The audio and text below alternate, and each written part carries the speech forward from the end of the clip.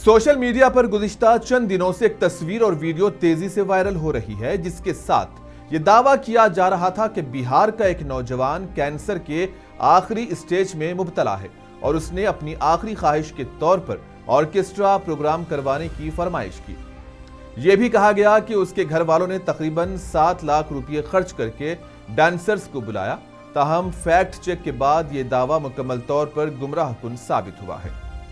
तहकीक के मुताबिक वायरल तस्वीर बिहार की नहीं बल्कि उत्तर प्रदेश के जिले गोरखपुर की है। तस्वीर में नजर आने वाले नौजवान का नाम अमन पासवान है, जो एक सड़क हादसे में जख्मी हुआ तो डॉक्टर ने उन्हें बेड रेस्ट का मशवरा दिया था।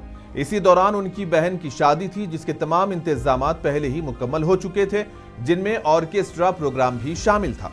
वायरल तस्वीर दरअसल उसी शादी की तकरीब की है जहां वो जख्मी होने की वजह से बिस्तर पर लेटे हुए थे। बाद अज़ां उसी तस्वीर को झूठे दावों के साथ सोशल मीडिया पर फैलाया गया। ताहम यह वाज़े होता है कि कैंसर और आखिरी ख्वाहिश से मुताल्लिक तमाम दावे बेबुनियाद हैं। तस्वीर किसी कैंसर के मरीज की आखिरी ख्वाहिश की नहीं बल्कि गोरखपुर में होने वाली एक शादी की तकरीब की है।